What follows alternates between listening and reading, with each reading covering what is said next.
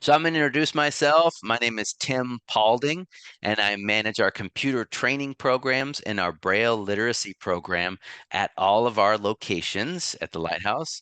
I'm actually stationed or located at our Spokane, Washington location, and I teach orientation and mobility there too.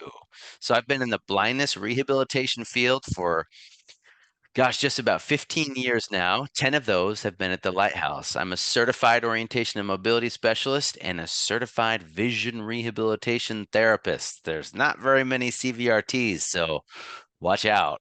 I've taught both assistive technology and orientation mobility for most of that time. And last detail, I also happen to be blind. And here's Everett. Hello, can you hear me? Yes. All right.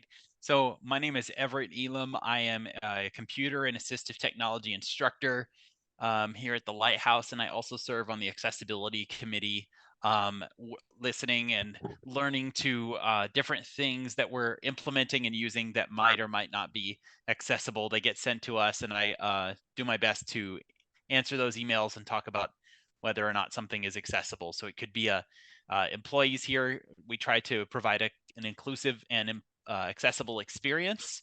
And so that's kind of what that committee is about. I am a certified assistive technology instructional specialist, also known as a CADIS. In the North, we say CADIS. In the South, they say CADIS. So I That's came from right. Arkansas where they called it a CADIS, which kind of sounds like some kind of wild animal. So I got my CADIS in St. Louis and came back to Little Rock, taught there for a while, and now I'm in Spokane, Washington. I came here for the skiing. Our webinar today is on AI, and I actually happen to be wearing the Invision AI glasses. They are glasses with a camera on them that interface with your phone, and we'll talk about those in a while. But we do want to thank Vanessa and the crew from Invision AI for just being amazing. Oh, my battery level on my glasses apparently 20%. Oh We do want to no. yeah, we and it's been plugged in. So we do want to thank them so much for shipping us those glasses and for a demo. And we'll be talking about those in a while. And yeah, that's me. Yes. Awesome. Thanks, Everett. So today's objectives are, here's what we're going to be doing. We're going to look at some apps and services that are beneficial to people who are blind or visually impaired that utilize artificial intelligence. We want you guys to come away from this webinar with a better understanding of what AI is, what it isn't, and its specific ways you can use it to make tasks easier, tasks in your life easier or more accessible to you. We're not covering all of the things out there. We're covering what we think is can be packaged to you in a way that is most helpful.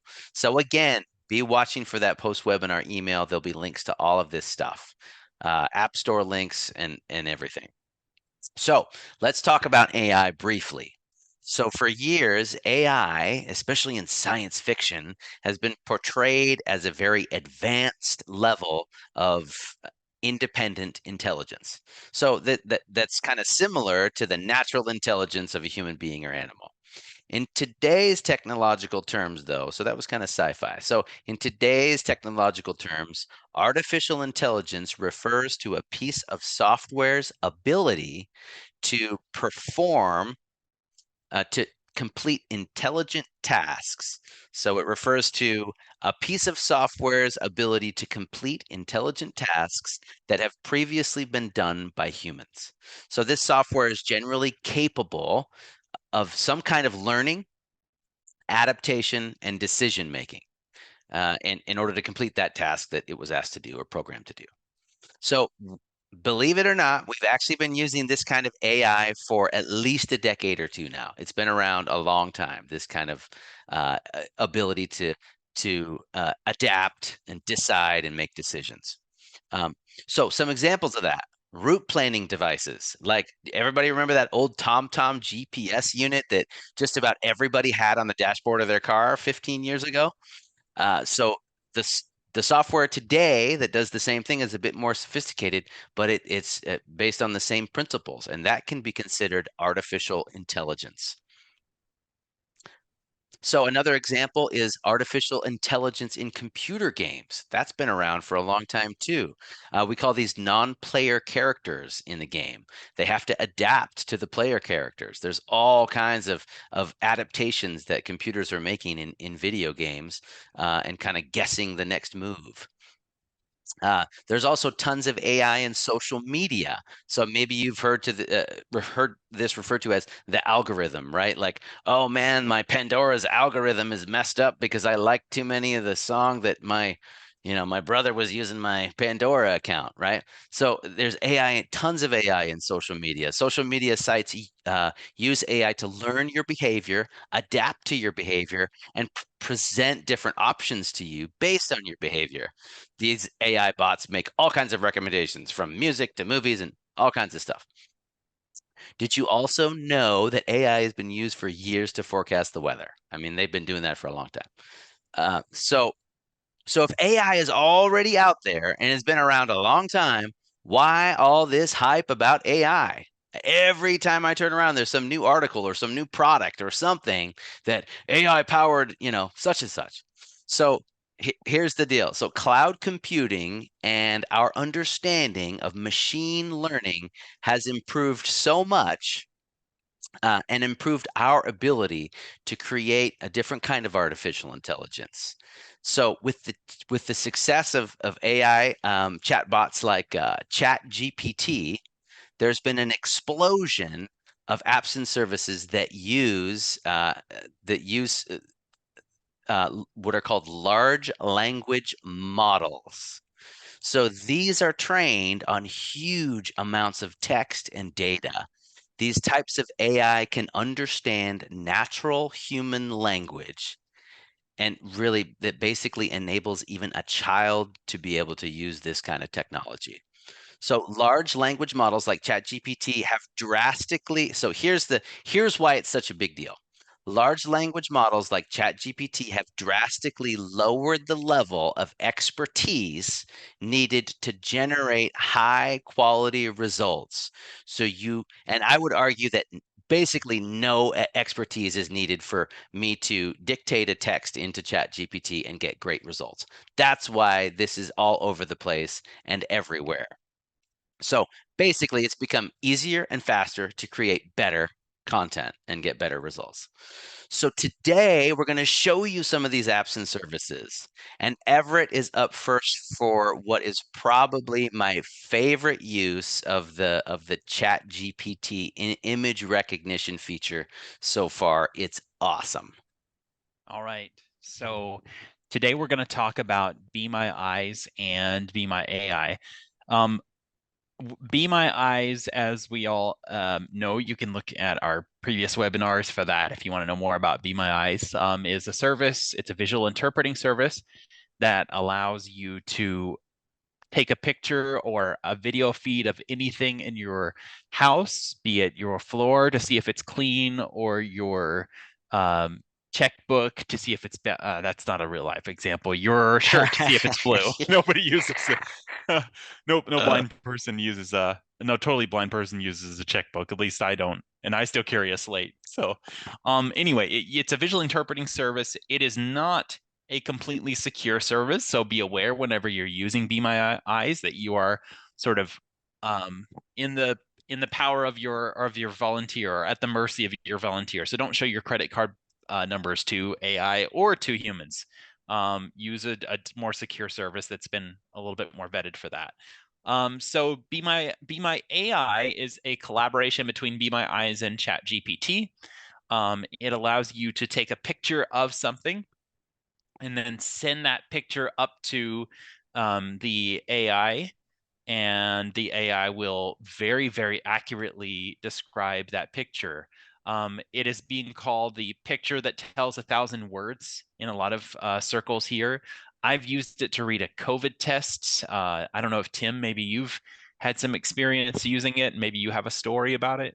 I do actually. So my kid's school sent out a graphic the other day that was basically like a picture of a calendar that had the dates when my kid had her little cross country meets.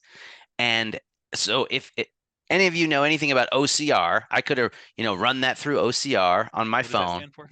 Optical character recognition. So Okay. recognizing text from an image. Been doing that for a long time. You can use a scanner or run it through an app that recognizes the text. But it Think open all book. think open book, think seeing AI. I mean, that recognizes text. You just pointed at some text and it reads it to you, right? Mhm.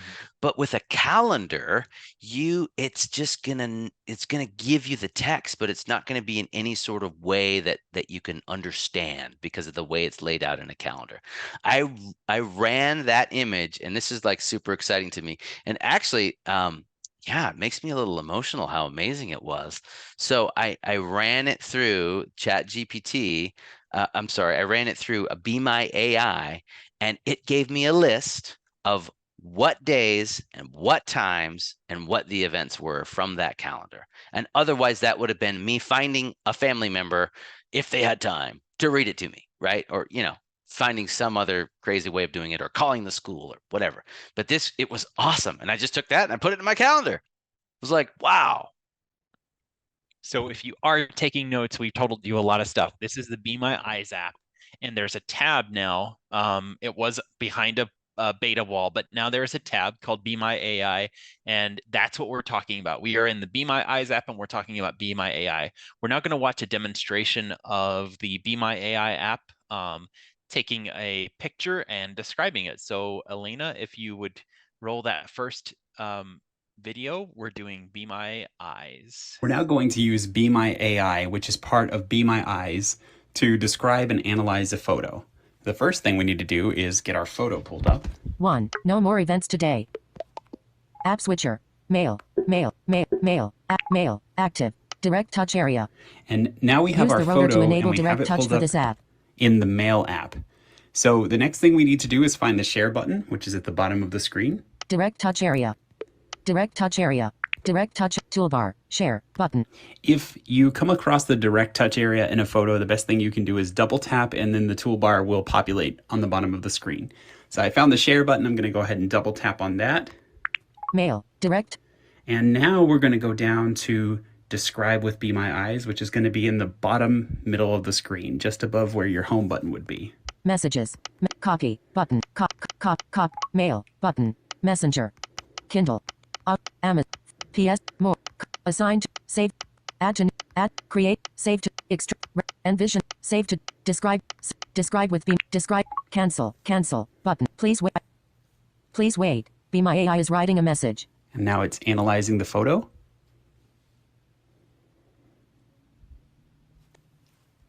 Be My AI. The picture shows a modern library. The view is from one end of a long aisle between two rows of bookshelves. The bookshelves are filled with a variety of books. The floor is shiny and reflective, likely made of tiles. The ceiling is white with rectangular recessed lights. There are also some square columns in the space. On the left, there is a long white counter with a speckled pattern. The far end of the library has more bookshelves and a wooden accent on the ceiling. The space looks clean, well lit, and organized. So from there, I could then find the text message, which is sort of, if you imagine your dock and your phone and mail icons, it's right above that. And I could double tap on that message field and I could say, what makes the library look so clean? Or what do you think the architectural designs were of the library? Or tell me about this from an ASL perspective. How would I describe this to someone who is deafblind, someone who is autistic? Because we all think about different ways, and the volume sounded great on that. Thank you, Elena. So Be My AI is so powerful. It can do everything I would argue that something like these glasses can do, but these glasses make it more of a task that's both hands-free and it's extremely well are much better articulation in the Invision glasses. It's sort of the upper echelon of AI whenever you're actually wearing it and using it. But I just don't want anyone to think we're kind of saving the best for last here, because this Be My AI is changing lives in ways that we can't even begin to imagine. I wanted to talk very briefly about how AI works in that whenever it's teaching itself new things, It uses something called the black box language, and that's whenever we're getting into it teaching itself. We can't actually go in and see AIs using black box. The black box code is stuff that we cannot read. So whenever the AI is like reading books about things that we can see, but whenever it's actually teaching itself, I'm understanding that can see. Just to add to what Tim was saying earlier about AI. Oh, interesting. So that was Be My AI, and the next thing we're going to talk about is Viz Lens. Now, Viz Lens is a program that allows us to take a picture of. That was a cool message in chat. I'm going to turn chat off now. So what this Viz Lens allows you to do is take a picture of any sort of control panel. I used my stove because I like to cook and I like to eat. And I took a picture of the stove and I was like, okay, let me interact with this surface now. So you go to an interact button and you press it. And unfortunately, I was not able to get the interact portion to work. So in plain language, what this does, take a picture of a touch screen, touch the touch screen, and the phone is supposed to read you all the elements on the touch screen. Does it work perfectly? No, it does not, but it is workable enough. And we think that it's exciting enough where we're putting it here, and we would like everyone to do what we've done, which is go write the developers, download this app and write the developers if you think that this could be something that you enjoy using. So without further ado, we're going to roll the Viz Lens video. And again, this is just me taking a picture of the panel, loading it into my phone, but we don't get the interaction. So Elena, if you could play that video, please. So today we're going to look at Viz Lens. What Viz Lens does is it allows you to take a picture of a panel on an appliance like a microwave or an oven, and it allows you to then move your finger around the panel and the phone will actually read what is on that panel. So there are still quite a few hiccups in this app, but it is definitely a very cool and interesting idea. So we're going to move over to that app now. Speech. Viz Lens. Active. Viz Lens. Viz Lens is the name of it. So we are going to add what's called an interface. That's how it stores your different appliances. It stores them as interface files. So we want to find the add button. Set. Add button. Cancel button. Aim camera at interface. And it says aim camera at interface and take a picture. I've got my camera aimed at my oven, so I'm just going to take the picture. Continue. Continue. Aim. Continue. Continue. Take picture. Take picture. Button. Take picture. Bake button. And now, if it's done its job, we should have a list of everything on my oven, all the different controls. Screen recording in 3 seconds. Control lock hold. 3. Cook time start time. Clock timer set. Button. Temp time. Button. Yeah, that's it. So that is Viz Lens, and unfortunately my camera was blocked out the entire time that video was recording. It was late at night, but I remember turning the screen off, so the screen curtain off. The only thing I can think of is that maybe Viz Lens was eating the intercepting the camera feed. Oh, yep. Because sometimes whenever we're doing these demo videos for you, we have an issue with the apps, especially if they're really smart apps like GPT just taking over the entire phone. So anyway, that's the Viz Lens app. You can download that for free and use it, and tell us what your experience is. I'm blind from birth. I'm pretty terrible with the camera, but Tim is not, and he had similar experiences. Such a cool idea, and that's why we wanted to show this today. We're really hoping this developer works on it. It's actually my alma mater, the University of Michigan. That was one of the ways I sort of found out about it, is that it's an engineering team at the University of Michigan came up with this app and another one called Image Explore. But I did try with this one to take a picture of my microwave and the heating unit on my wall, and it just didn't recognize the buttons the way it was, the way it kind of said it would. And I don't know what the problem is, but man, it's such an awesome idea. So let's write these guys and let's try to be in support of them for sure. Yep. And I think now we're going to go into a Q&A. You are welcome to raise your hand with Alt-Y on the on the computer keyboard, the Windows keyboard. There it is, language. You can also write in here with Alt H for chat, and you can email us at questions@lhblind.org. That'll go to both Tim and myself, and we'll forward your information. Your Right. questions, not your information. So we had some questions in the chat. Somebody asked if Viz Lens is similar to the new point and speak feature in iOS 17. Everett? And what was that question again? I'm sorry. Is Viz Lens similar to the new point and speak feature in iOS 17? I would say that Viz Lens is particularly it's for interfaces, for Appliances. dryer, microwave appliances. Thank you. And so I don't know. I think that the speak it feature it comes with a magnifier in iOS, and I don't think you're going to get as accurate of a read. So this actually makes buttons for all the different panel elements on all the different sections on your dryer or washer. But I think the speak it feature or point and speak, I think that's just going to read the display, and it's not going to be able to, in theory, track your finger and tell you, okay, your finger is on the rinse button, press that, and etc. So no, I think that's more of an OCR, more of a point and read if you want to use it on a street sign. This is particularly made for panels and what was that word? Appliances. Thank you.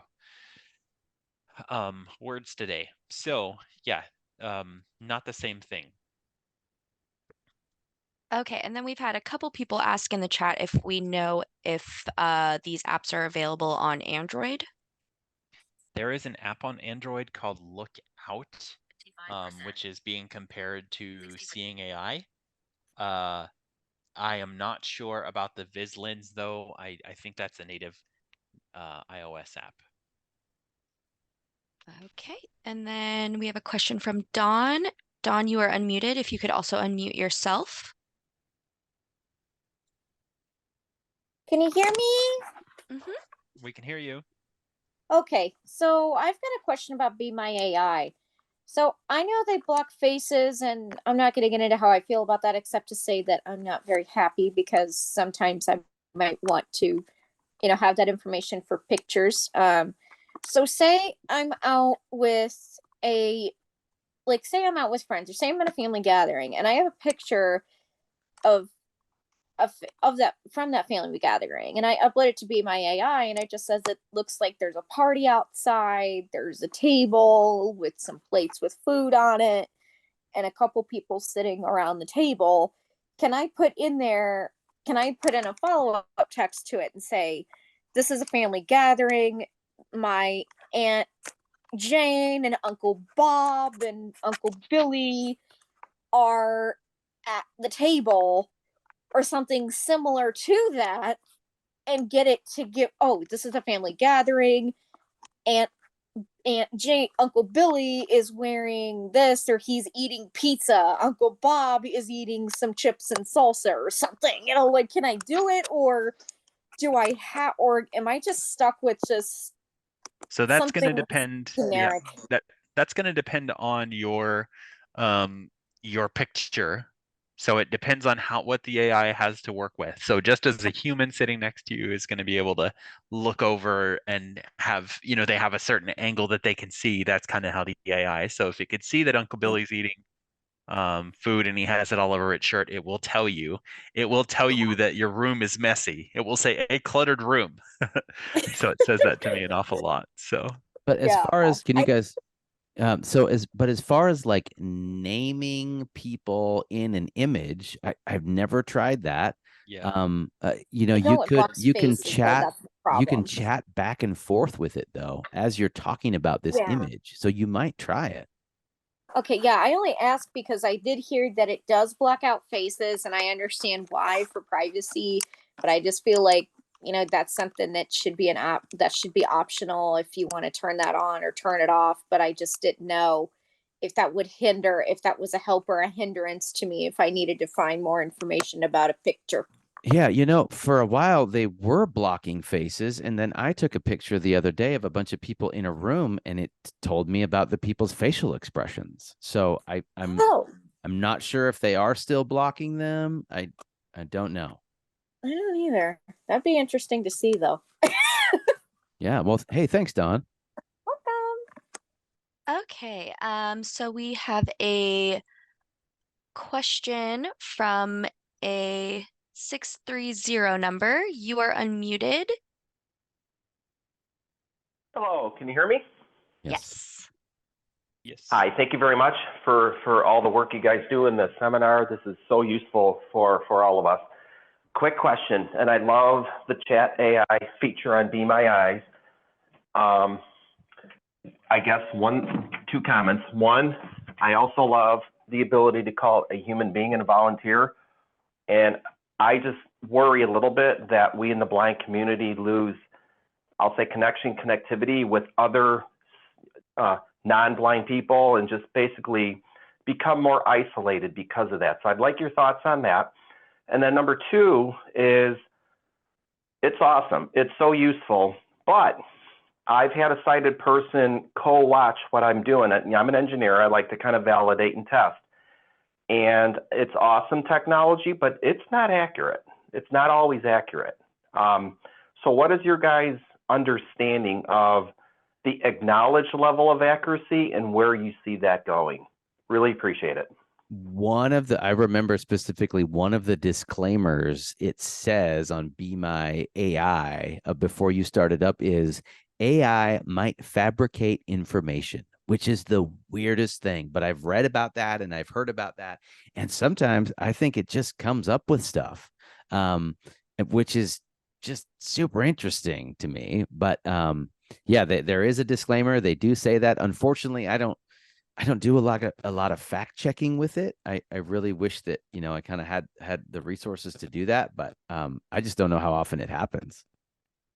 I would also contend here that man, we are getting so many different ways to interact with the world, and so is everyone else. So everybody else is on DoorDash, and that makes them more isolated from going out to eat. But if we want to lump blind people, I mean, blind people are still people, right? And we just happen to be a little bit more self-isolating because we don't have as many accessible avenues. But that's kind of the same with everyone. I mean, like, I hear all the time about people never leaving their house and just getting Uber Eats. And hey, I'm a fan of doing that on the weekends, but it's not just, I would argue that these are not isolating us from isolating blind people any more than they're isolating everyone else. Blind people just happen to be on that curve. We are much more isolated than everyone else. So it's going to naturally, it's going to hit us Affect us harder. more. Yeah. Mhm. It's like the COVID thing, right? I mean, Yes. immunocompromised and people who have a little bit more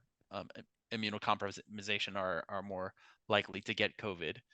So I would just say that's kind of splitting hairs, respectfully. I'm also going to say it totally depends on the person and their personality and Yes. their own independent choice on where they want to be and what they want to be doing. Right. I spent lots of time at home during COVID working from home, and it was super isolating and it was really strange. And I figured out that I needed to get out, but it took me a while to figure that out, right? Because I'd never been isolated like that before. So yeah, I kind of had to learn from some hard knocks there. Okay, we have a question from Travis. Travis, you are unmuted. If you could also unmute yourself. And then we have quite a few more in the chat. I don't know if we're going to get to them all in this section. Hello, hello, hello. Travis. Hey, this is Travis from California, Templeton, California. How we doing? Good. Good. Hey, great webinar. Okay, so I know we're talking about AI and everything, and I know. Excuse me. Anyway, I know there was a demo on the screen sharing mode on seeing AI, if I'm not mistaken, correct? Yes. So when it talked about the library, so like if I wanted to know if I do the search field, you can ask it what a library looks like or a certain library or like we just saw or So Everett presented it with a picture of a library, really any sort of picture. And then what it does is that it describes the image to you.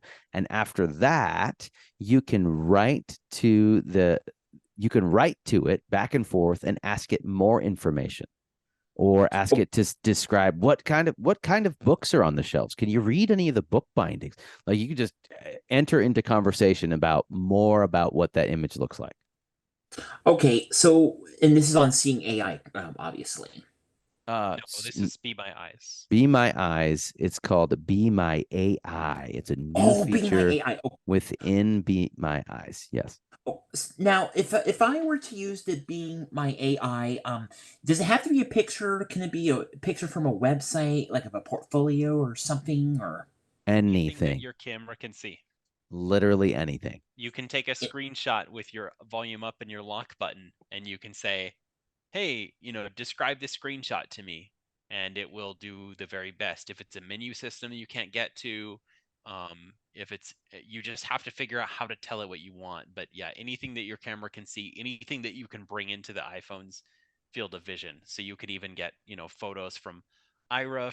If your family takes a photo, I've been using it a lot to see family photos, and like Tim said, it's pretty intimate. It's pretty emotional getting to do that. It is very much. Go ahead. And let's say if I looked at a car picture of a new car on the car company website of a new SUV, I could probably ask, take the picture from the website, obviously, to put it in my photo shot, obviously. Absolutely.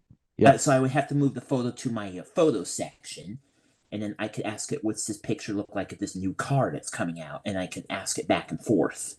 100%. You totally could. What do the fenders look like? What do the rims look like? What color is it? Anything? Yeah, or like, does it have leather seats? There's an armrest in the second row, that type of thing. Totally. Hey, well, thanks a lot for your questions. Everybody in the chat, thank you for writing. We're going to take a couple more of those in our next Q&A section, but we're going to move on. The next thing we're going to be covering is the actual Chat GPT. Anybody know what GPT stands for? Generative pre-trained transformer. If you want to get totally geeky about this type of AI, remember, this is one of those large language models, so it's been trained on a whole bunch of language. So ChatGPT was previously available only on the web on a computer where you could type into it and talk to it, and then they came out with an iPhone app. So it's an iOS app. I'm sure there's an Android app. We don't cover a lot of Android stuff just based on the amazing robustness of the accessibility and of Apple devices. But so this is a ChatGPT app. It's free. You can use ChatGPT 3.5, which is one of their previous iterations of ChatGPT, for free. I subscribe to ChatGPT 4.0. For this demonstration, and that comes with a couple of additional features. One of them is you can have a conversation with it. Hands-free mode, it's called. And another thing that it can do is it will also recognize images too. So we're going to launch that app, and so I'm just going to be using my iPhone. I'm going to be using standard iOS gestures that you would use with VoiceOver. You guys won't be able to see this, but you'll be able to hear it. I have a microphone right next to my phone. So I'm going to tell Siri here. 4:39 p.m. Open Chat GPT.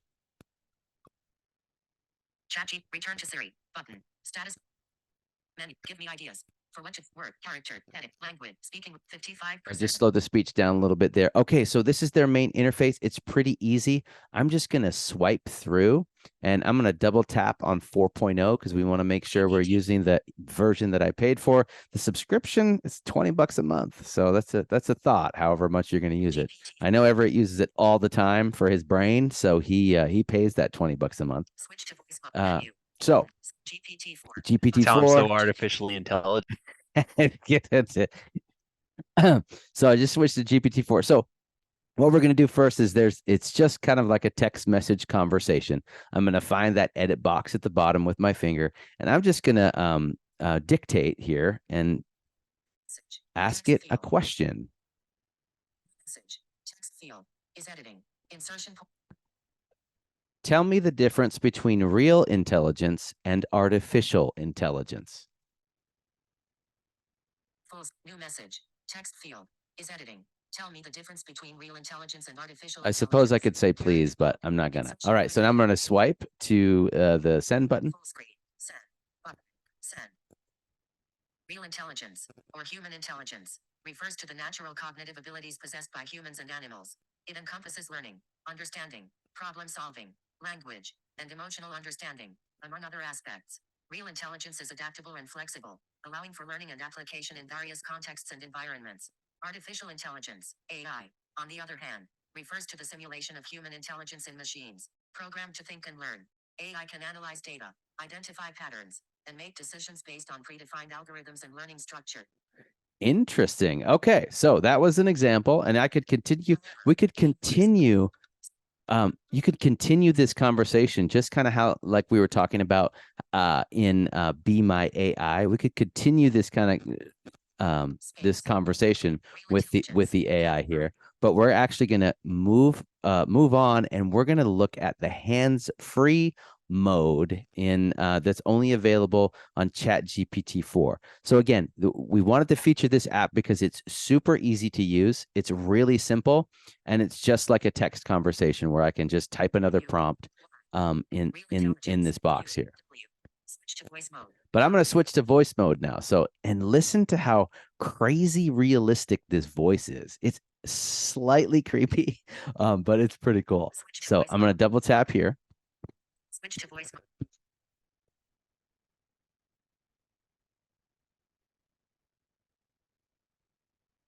All right, so switch to voice, but I just want to make sure the volume was all the way up there. And I'm going to talk to this fella. Hello, give me some examples of things you can help me with.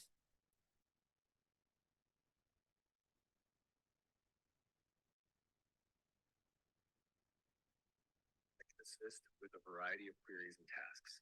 For instance, I can provide information on various. It's a little hard to hear. Science, history, and technology. I can also help answer practical questions, such as those related to cooking, travel, or everyday problems. Additionally, if you need assistance with language translation or explanations of complex topics, I'm here to help. Is there anything specific you have in mind today? Yeah, could you give me some more information on the difference between artificial intelligence and human intelligence? Certainly. Artificial intelligence, AI, and human intelligence differ mainly in their nature and capabilities. Human intelligence is organic and encompasses emotions, consciousness, and a natural ability to understand context and nuance. Humans can learn and adapt to a wide array of situations intuitively. So that kind of gives you guys an idea of just what that feature looks like and how to talk to it. What you get for that $20 a month is access to kind of their latest iteration of ChatGPT, which they've fed a whole bunch of information. And then you also get the hands-free mode. I know that was a super quick demonstration. Would you mind if I tried to demo it on a little bit higher audio? Yeah, can you do that? Would you mind? Okay. Yeah. Yeah. Let's see. So we're going to turn up the volume here. And we're going to go into hands-free mode.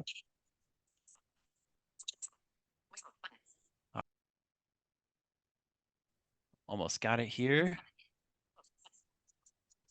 And it is listening.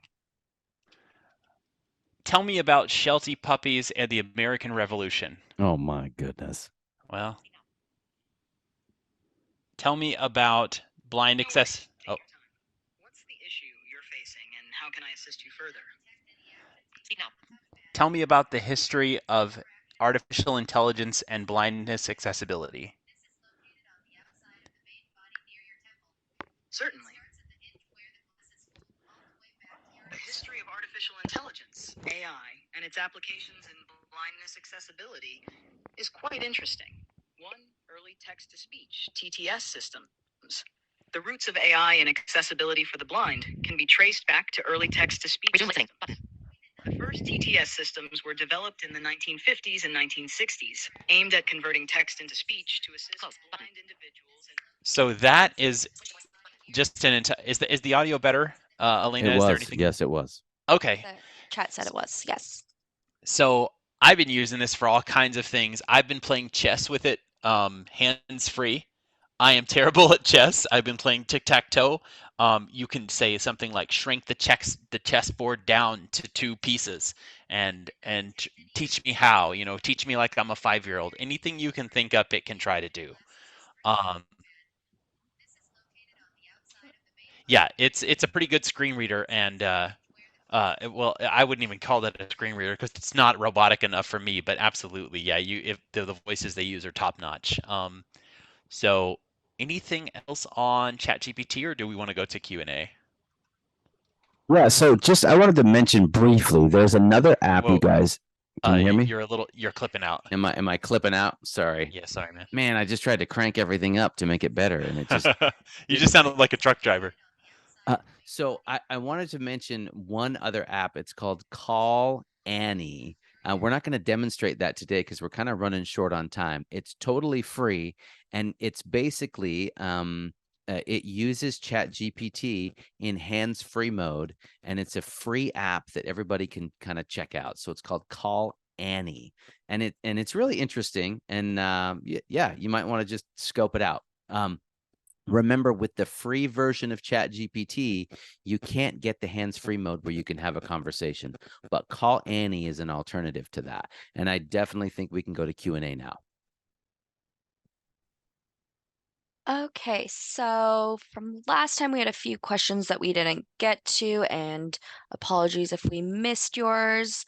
So one of the questions was if Viz Lens needed to be used with an internet connection.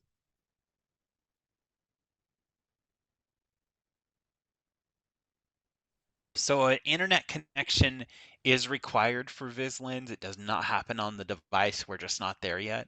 The point to speak thing that everyone was talking about for the magnifier, I believe, is all on device, and that will do some of the same things. And that's just going into your magnifier and finding point to speak.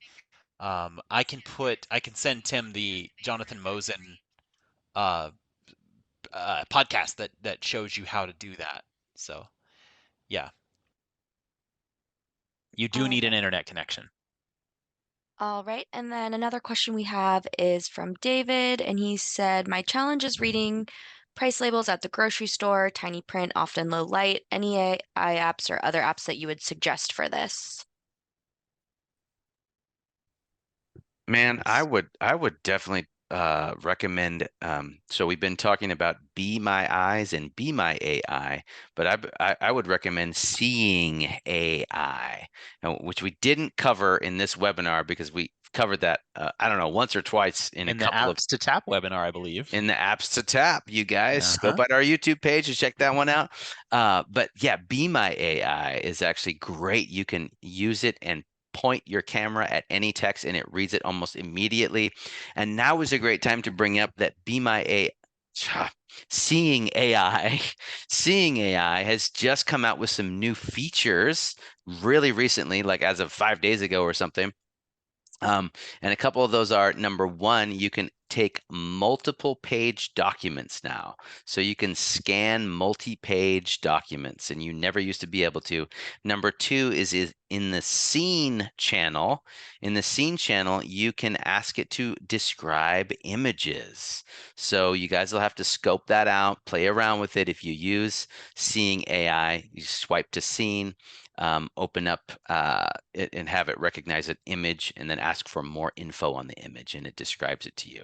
I would definitely try Seeing AI to recognize some of this stuff in lower lighting situations. I think it automatically turns on the flashlight on your phone if you need it to too, doesn't it, Everett?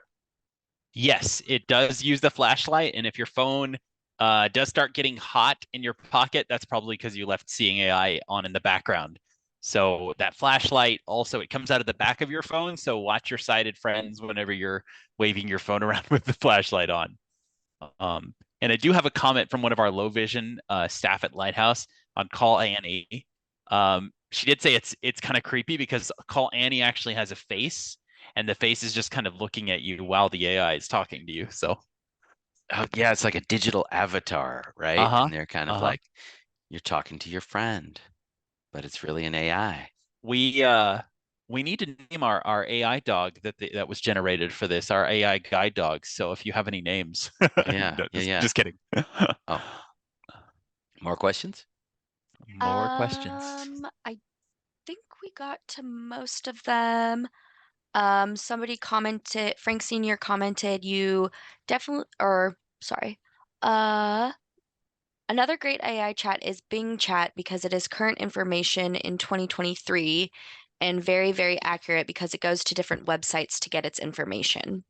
So ChatGPT only has the information from 2021 is where we're at right now. From January of 2021 is where ChatGPT lets out. And so what the participant is saying is that the Bing chat, which I haven't played around too much with, I know ChatGPT 4 is able to do Bing, but the search engine Bing has an AI which is allowed to search the current internet. So if you use ChatGPT, you're kind of limited to everything, all the information in the world circa 2021. So but it's still able to do everything that we've been just displaying, but it cannot go on like Siri and look up on the internet currently. The ChatGPT can't, and I believe the Bing actually can. Dude, I can't wait till they actually update the digital virtual assistants in these phones. I mean, Oh my it's God. about Wow. time. Come on, Yeah. make Siri actually smart and do stuff that's useful. I mean, okay, all right. That's mean, but she's been getting worse as the whole world has been progressing and changing. That's what I feel like. Yeah, I know Alexa, Amazon just came out with something that's supposed to use AI. I'm sorry, everyone. I just set off everyone's A ladies, but yeah, it's very much high time for It's Siri time. to get a It's time. facelift. Brain lift. Brain lift. All right. Did we get most of the questions in the chat? Yes, we do have two hands, but noting the time, it is 4:53. Yeah, we got to keep moving. All right. We'll get you guys next round. Oh, sorry about that, if anyone can hear it. So the next thing we are going to discuss, as I find my Braille. Well, we're going to do the Seeing AI and the channel. That was kind of a recent insertion there.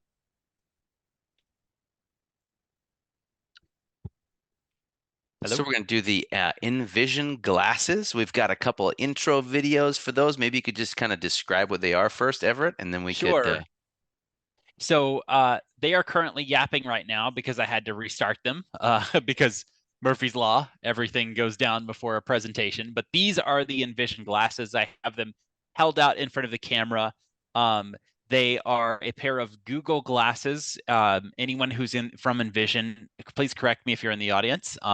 And I have the frames. So they come with two things, which are the Google glasses with the camera on them, i.e. the frames, and then they come with a pair of snazzy looking sunglasses. So you take the hinge off of the sunglasses, and these are the sunglasses right here.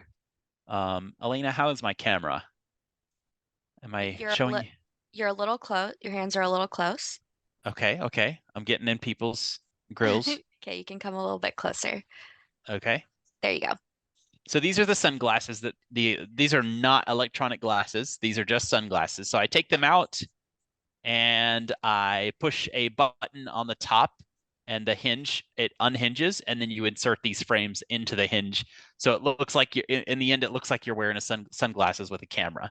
And this is a wearable AI device that uses ChatGPT and Google Glass to do some pretty amazing things. And we're going to find out what those are on the next video, which Elena is queuing.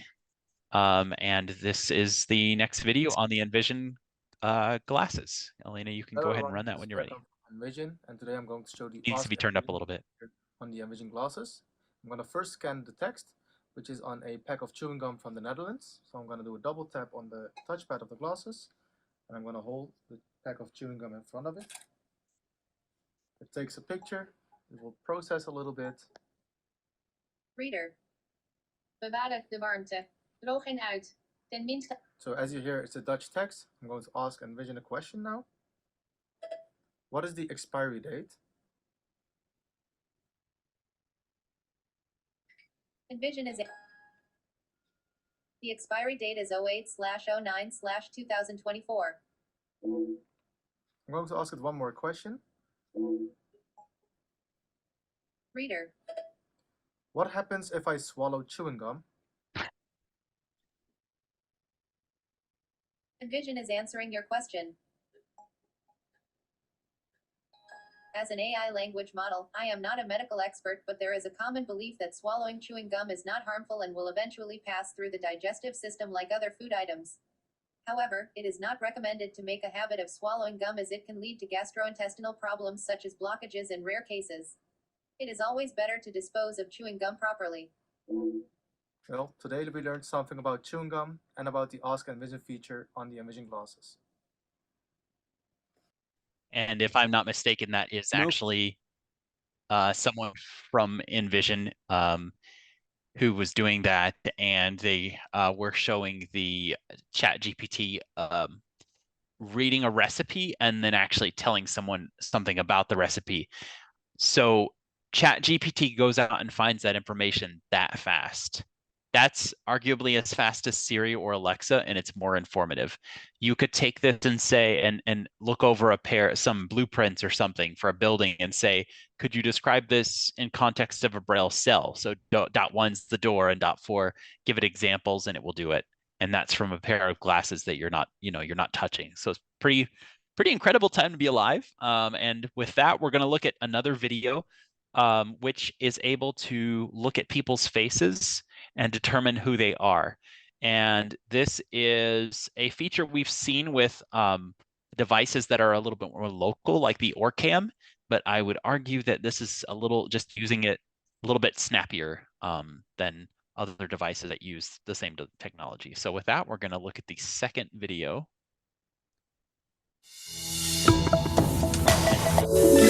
Probably needs to come down a little bit. Wes tested the updated Explore and Find Objects features on the Invision glasses. Let's go ahead and search for individual objects. I'm going to invoke the voice command, find object. Opening find object. If the object is in front of me, Chair 10 o'clock. Chair 10 o'clock. so the chair Chair 1 o'clock. is right here. Okay. So now we found a chair. Let's go with table. Table 11 o'clock. Object recognition along with the Explorer, they have empowered me to do a lot more and get jobs done quicker. Now, the skeptics in the audience may be saying, why in the world would I use something like that? I can get around just fine. Well, think about the individuals who can't get around just fine and how empowering this would be in something like COVID, where you've just lost a sense and you're struggling to find your way to the bathroom. So I can see this as being something that I would use if I were in that situation. And I would also argue that that makes it a piece of durable medical equipment, right? Same as a cane, because it's giving you very specific directions. And if you have the proprioception and mobility, then man, you're way empowered to do more than you would, especially if you've lost your vision a little bit later in life. So we're going to transition now because we over-prepared, which is a good thing. We're going to go to the next thing, which is JAWS 2024 beta. This is available for you to try now. We're sending you home with so much cool stuff today that other people have made. It's just great. This is JAWS Face in View. So what this allows you to do is it allows you to press insert space FO and have your information from your camera read to you in real time. It is so fast. It is so accurate. I usually have to hop on for cam checks at 3 o'clock so that Elena can tell me, okay, Everett, your camera's backwards or upside down. But I was able to do it completely independently. And I don't know if JAWS was the reason that my hair looked better today than it does normally, but it was the reason that my face was in view. Oh, no, it wasn't. Okay. I'll have to talk to Freedom about that. So this is a demo of JAWS 2024 beta. I hope you enjoy it. The volume is a little crazy, so just let me know in the chat if you need me to articulate anything afterward. And Elena is sharing that screen. And here So if comes you've the ever video. been in a meeting Needs to on come up a Zoom, little bit. especially during the pandemic, it was a big deal to have your video set correctly. And we are seeing this more and more with remote work. And traditionally, it's been a matter of finding someone who can see 5 or 10 minutes before your meeting and then seeing if your camera is picking you up or not, your webcam. And someone who's completely blind like myself, I don't understand cameras. I don't understand how they work. I understand the basic concept, but that's about it. So Face in View from JAWS 2024 beta, which is actually available now, and then the official version will be released later this year, completely changes the game. So what I'm going to do is press caps lock and space, or insert plus space, which is my modifier. And then I'm going to do F, and then O to start Face in View, and JAWS is going to start describing what it's seeing. Opening Face in View. Using integrated webcam. Face in View. Face in View. You are centered. You are pointing to center. Brightness is normal. So it's saying you are pointed to center, brightness is normal. If I turn my head to the right, turn your head left. It'll give me a prompt. You are pointing to center. And then if I raise my head, tilt your head down. You are pointing to center. If I tab through this little dialog we have open in the layer. Face in View. Graphic. Number of faces 1. Face location X equals 47%. Brightness 36%. Frame processing time 32 ms. So it's giving us all kinds of information. And that is Face in View from the JAWS 2024 beta. So I would argue that that's a game changer for anybody who is in this new post-COVID era of needing to look good on camera, needing to have, and it's only going to get better. That's a beta version, and it nails down your light. It also provides you with your face information on a coordinate plane. I would argue this would be something that you could use as a blind actor to, you nail your points down in a script. So with that, we are now going to transition to the final Q&A. Yeah, and guys, I gotta add one more thing. It was so awesome today when we got on for our camera check that Everett's lighting and camera and everything were awesome, and I was the one struggling to try to figure out my camera situation, where it's usually the opposite. This thing really, like, it can yeah, it just, but when these items are able to make our lives better, I think that's the real piece that the take home is that how are these making our lives better and maybe even a little bit easier. So pretty awesome. And finally, I got to throw in a plug for OKO, Copilot for the Blind. If anyone has ever heard of that app, it's pretty awesome. It uses artificial intelligence to recognize pedestrian walk and don't walk signals. We covered it in one of our webinars 2 or 3 months ago about travel tips and wayfinding accessibility options for people who are blind. Go scope out that video on our YouTube channel. But all you do is point it directly across the street, and it tells you if the walk or don't walk signal is on, and it's phenomenally accurate. I have actually tested that several times with sighted people, with APS units that talked, and it works amazing. OKO, AI Copilot for the Blind, and that's in the post-webinar email you'll get as well. And now we can take questions. Okay, we have a lot of questions and comments. I want So to say very quickly, the Invision glasses are $2,500. They offer payment plans, but I was not able to find that information, and I am sorry. I do apologize for not clarifying that earlier. The subscription plan is $150 a month for the full package. So we all have to become Stevie Wonder now and make lots of money. all right, so we have lots of questions. So if we could keep them quick, that would be great. Yep, so everybody 2 minutes, gets a turn. everybody. Yep, 2 All minute right, questions. so Dawn, you are unmuted. All right.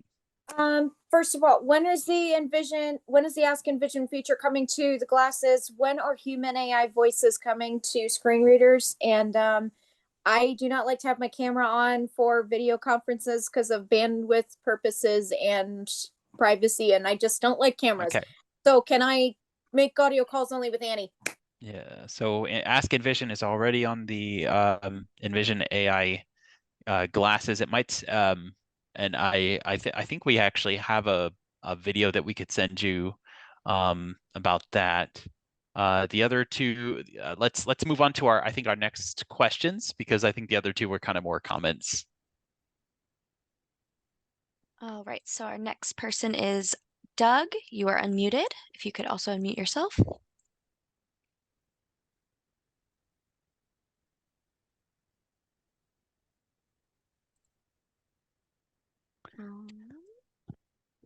And I think because we're low on time, we're going to move on to. All right, we will move on to a 704 number. You are unmuted. If you can also unmute yourself.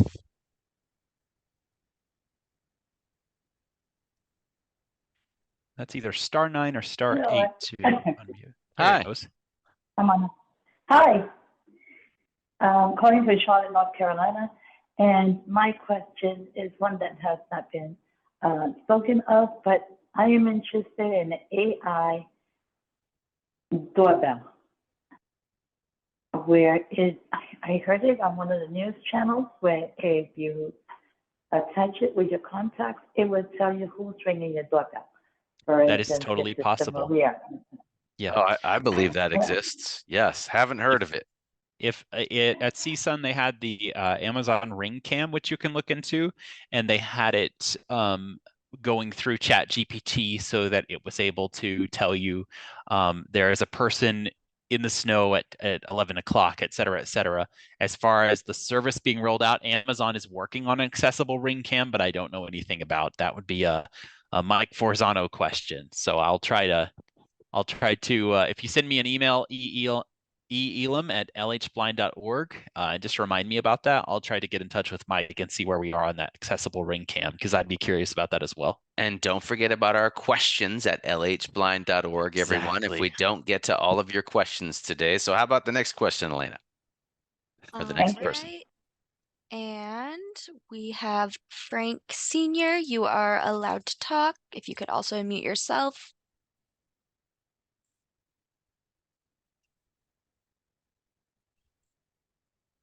Are you with us, Frank? Going once, going twice. Got to be quick with that unmute, folks. Yeah. Let's keep it moving. And then our next question is from Vicky. You have Envision Vicky? Oh, I don't know. Is it?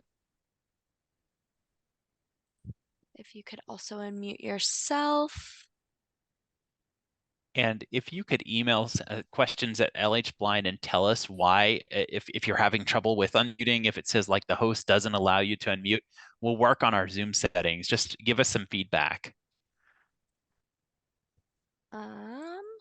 Vicky is gone, so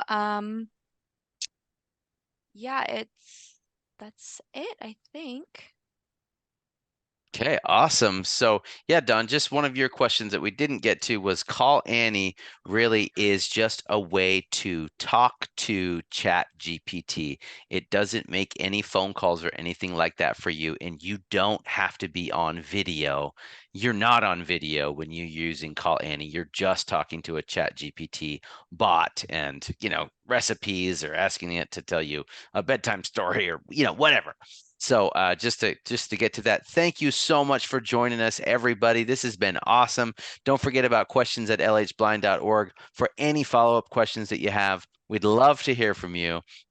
And stay tuned for our next webinar. I'll use the Chat GPT to come up with the topic. How about that? All right, everybody. Thanks again to Invision for allowing us to have a demo product, which we were able to learn about and use and just demonstrate to our clients and staff. Absolutely. We will have that right back to you.